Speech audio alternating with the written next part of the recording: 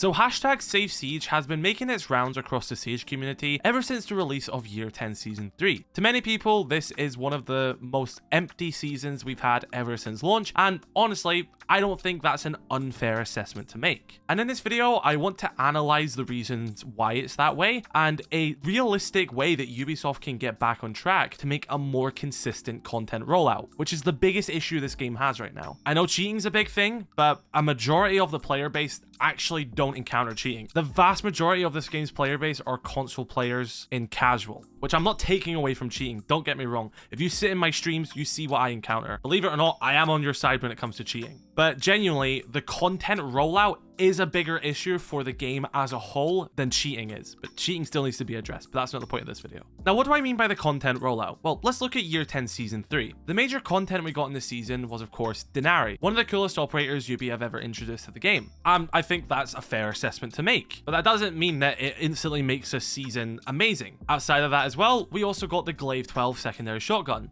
Another weapon in the game's arsenal is always a good thing. Denari and the Glaive 12 are both great additions to the game. No one's complaining about those parts. The main issue is the kind of lack of everything else. Map modernizations are not a substitution for a new map or a rework. Map modernizations are a great addition to this game. They look beautiful, destructible environmental ingredients were a great addition to the game, and overall, I adore map modernizations. However, at the end of the day, they are still the same maps we've been playing for years. As cool as it is, and as beautiful as they are, and as well made they are, it is still Consulate, it is still Nighthaven Labs, it is still Clubhouse.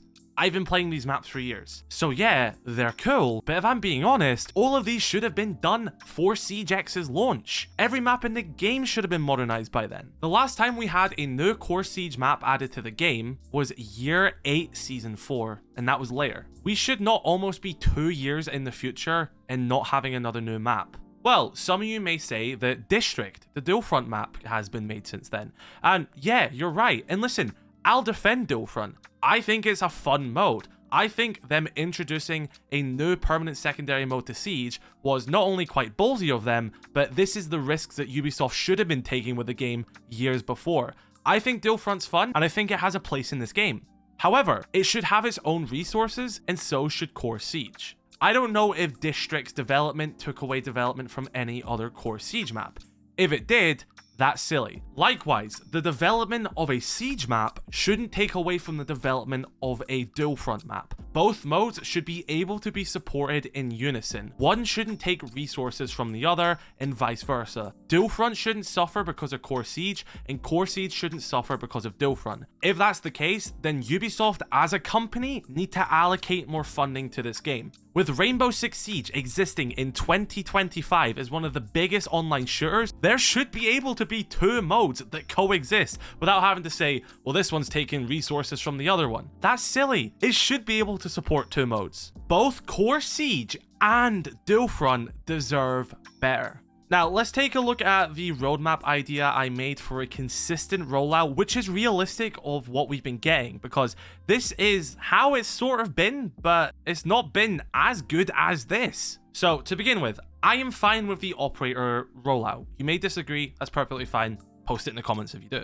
But I think having a new op, an operator remaster, a new op, and then an operator remaster as a cycle like that is fine. It's everything on top of that which has been lacking these past 2 years. So, alongside a new operator, we would also get a new weapon. That's what happens right now. That's a philosophy which Ubisoft have confirmed they've been doing. Every new operator always gets at least one new weapon in their loadout.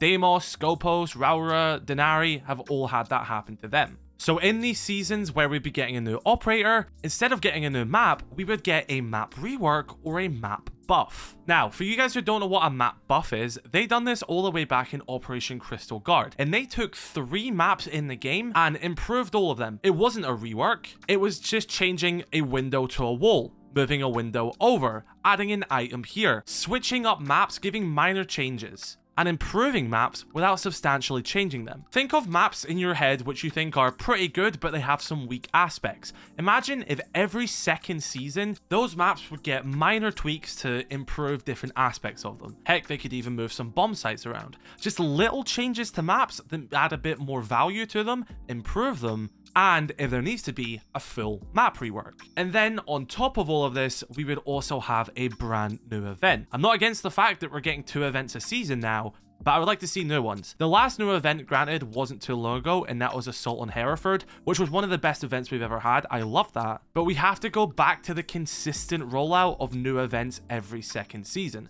If we can get a new event every second season, and then reuse events in between that, like we've been currently doing, that is a great consistent rollout of events. And I will say, Doctor's Curse in Season 4 of this year is getting a new map, so I will commend them for at least putting some effort in for the new sort of changes there. But we're consistently getting new events every second season on top of reusing them would keep a lot of stuff fresh. Now this would move us into the second season of the year, which would repeat in a similar process in Season 4, where we would get an Operator Remaster. Now, like I said, I'm fine with Operator Remasters. I think they've shown that the quality they can put in with ops such as Blackbeard. You may not like shield ops, that's perfectly fine, but you can't deny that going from his rifle shield to his current ballistic shield, they're 2 significantly different gadgets, and it was clear that there was work put into it. If it all has that same quality, I'm fine with Operator Remasters to continue going forward. But to compensate for the fact that remastered operators don't have new weapons, they would also introduce a new cross-operator weapon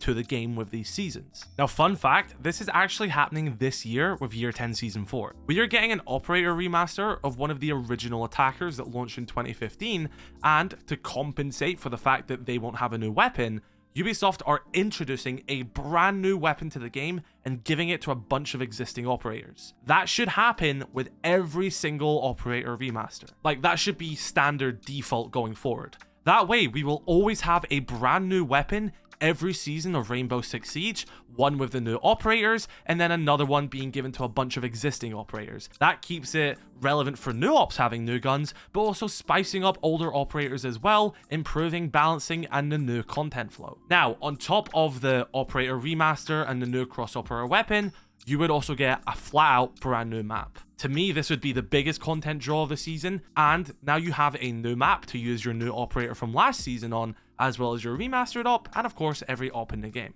And since these are like the remaster seasons, here we would also get more minor content like new one-time scopes, new casings for an ACOG, or even a new secondary gadget. The smaller, more secondary updates like that and new additions should come in these seasons. And then when you get into Season 3, we're repeating the process from Season 1 again.